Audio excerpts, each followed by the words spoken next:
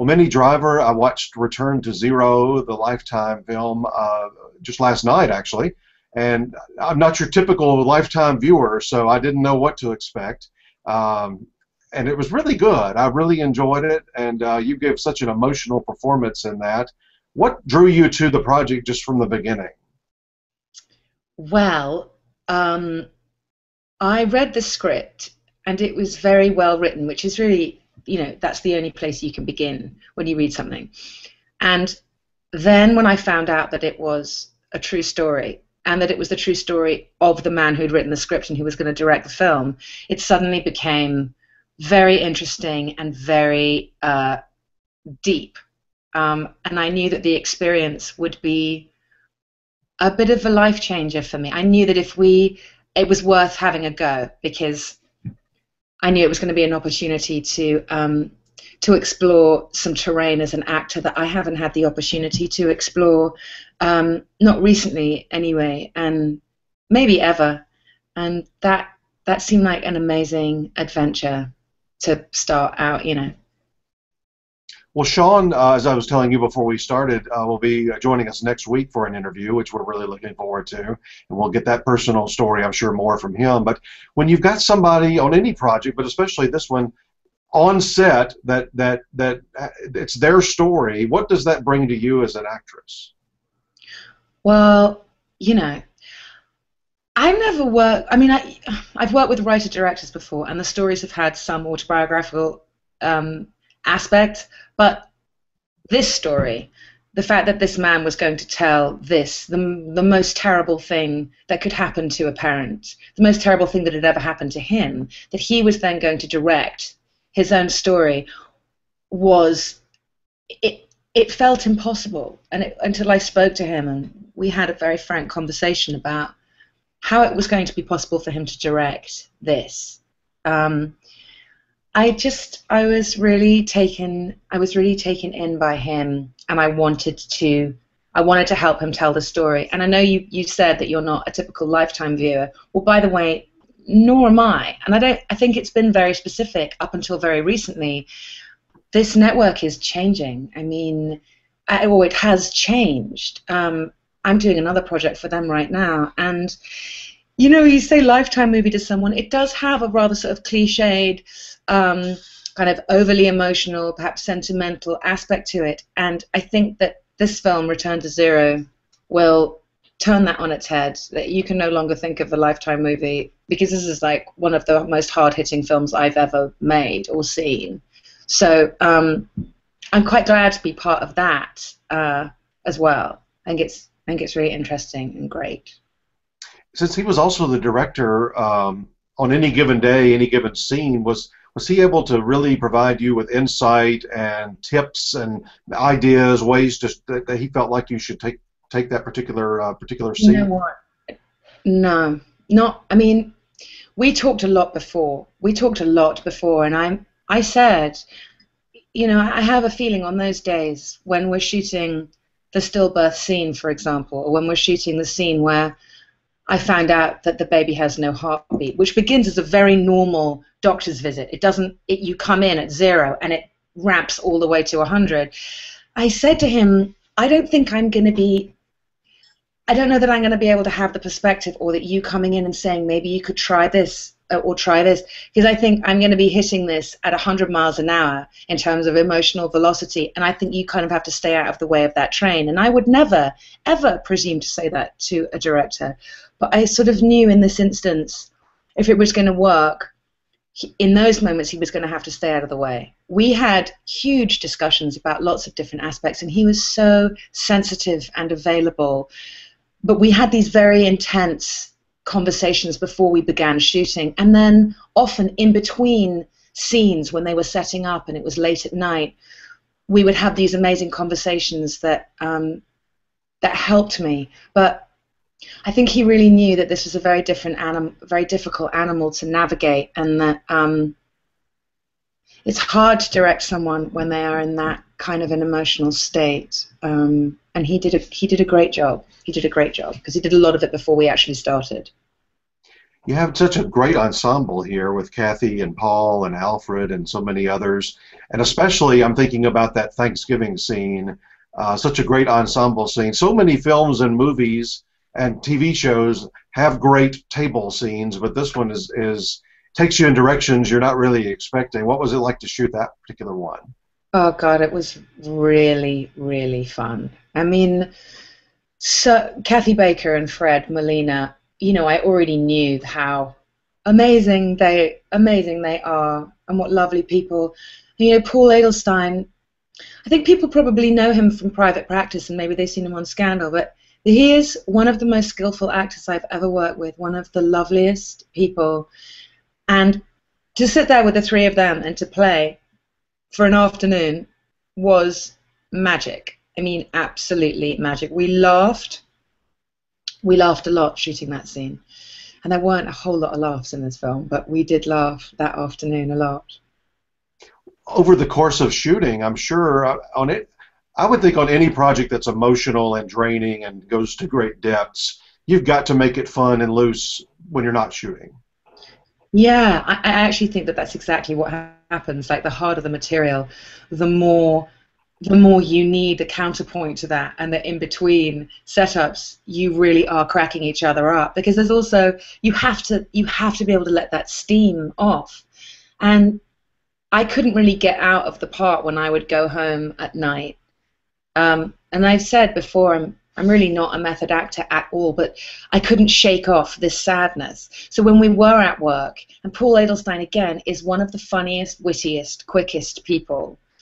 And my best friend in real life plays my best friend in the movie, Andrea Anders. So when she was around, the three of us we laughed a lot. Yeah. Like school children, they had to calm the three of you down. Yeah, they did. We were constantly being told to shut up. Well, I have loved Kathy Baker ever since Picket Fences. Anytime she's in something, you know it's going to be better. I know. You talk about, I mean, women, sadly, are constantly having to elevate the material that they are given just in general in Hollywood, and Kathy is a master. She's a masterful actress, and she's a master of taking something that is ostensibly one thing and elevating it to a completely different place and making it so much better. She's a really amazing woman, amazing actress. Some of the visuals on this movie too, just the way the locations that you shoot, the setups, that Thanksgiving scene. I just love the fact that, I mean, just something simple like that backdrop of those windows. But I'm also thinking of the funeral scene, which might be the best shot scene, I think, in the whole movie.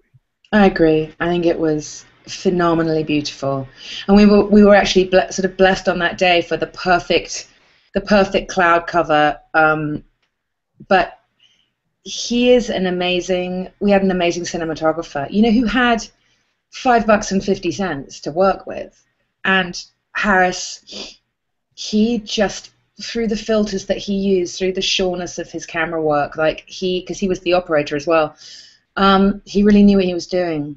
And we did have extraordinarily beautiful locations. We were blessed, and for people that had no money to make a film, it sure looks like it cost a lot more than it did. Yeah, you would think the budget was a lot bigger than it probably was. Yeah, we made it for just under $800,000, which... That's the catering budget on some movies. You know what? Honestly, I went to see a movie the other day that cost $40 million, and I was spitting with rage at the ArcLight, going, how is this possible? How is it possible that such a piece of crap can have taken all of that money when we could have made 40 extraordinary films, or one Oscar-winning one with that money? I don't know. Yeah. But that's you bring up awards there when you said Oscars. Congratulations on the Critics' Choice TV nomination from last week. That is an exceptional group of ladies you're competing with. I know. I know it's a competition, but I just like hearing my name sandwiched in between Jessica Lange and Helena Bonham Carter. Anyway, it sounds Cicely good. Tyson. I mean, that's just amazing. Some amazing. Television's really different these days. I mean, everybody's doing everything, and it's not surprising to me that Helena and Jessica and Cicely, and I mean, I don't know Holiday's work, but she was great in that Bonnie and Clyde. So Yeah. I think it is.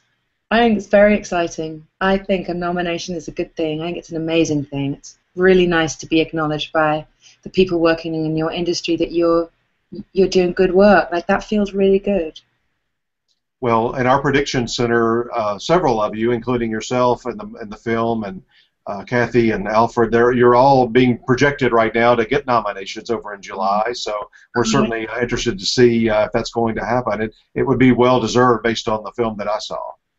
Oh, thank you so much. I said when I talked to you guys the other day, I said I've never made something that I've wanted the attention for this particular film. I want that nomination because I want people to see this film. No one is talking about this. No one's ever made a film about stillbirth. I mean, it doesn't sound like a movie that you really want to go and see, and yet we should tell hard stories.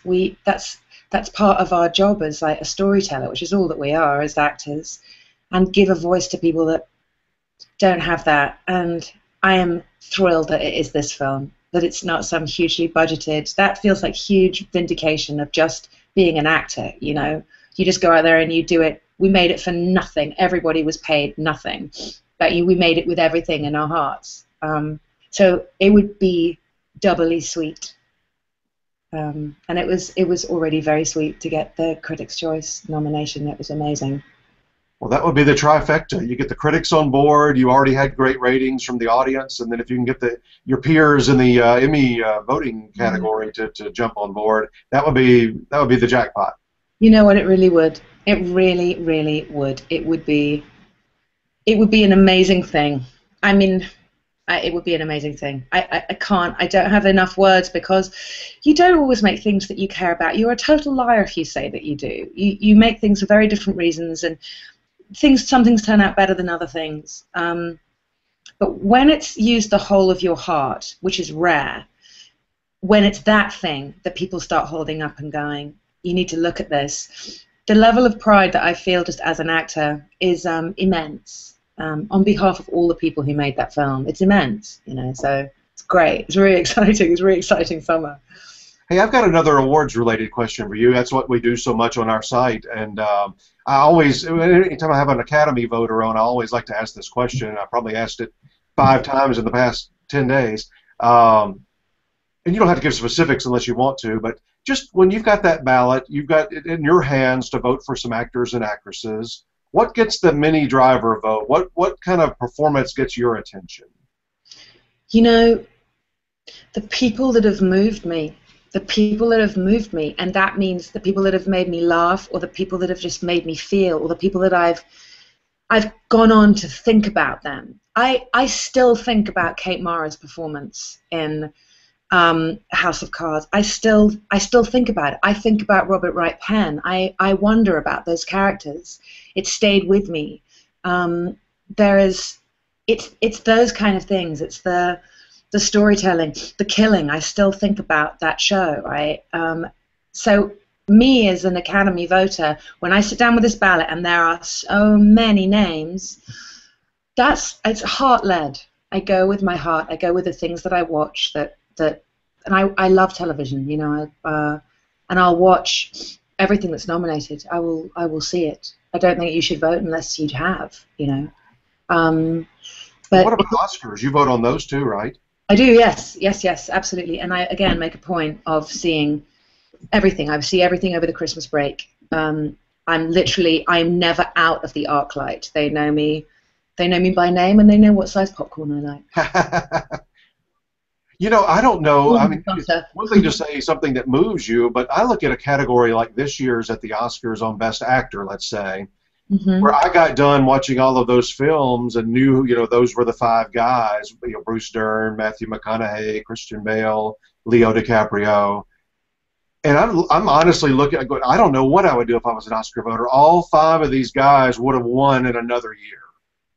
Because and that's exactly right. When it's like that, what can you do except go with the movie and the performance that year that you loved the most.